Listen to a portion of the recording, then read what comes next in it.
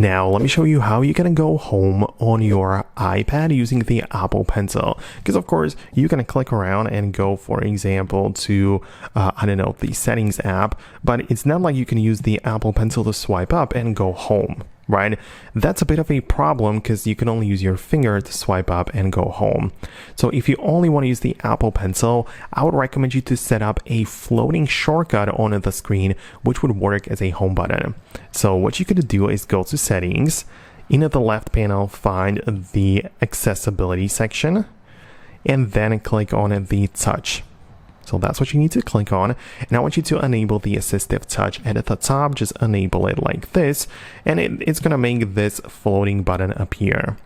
But we can customize what actually happens when we click it. So I'm going to select that the single tap is currently set to take a screenshot, right? So it will just capture a screenshot like this.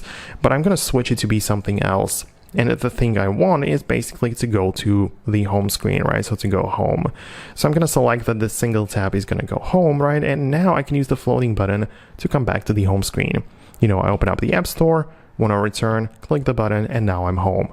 I'm not saying this is the most practical way to do it, but I guess it gets the job done. So that's what I would recommend you to do. If anything changes, I'll definitely make an updated video about it. But for now, that's it, and I'll see you later.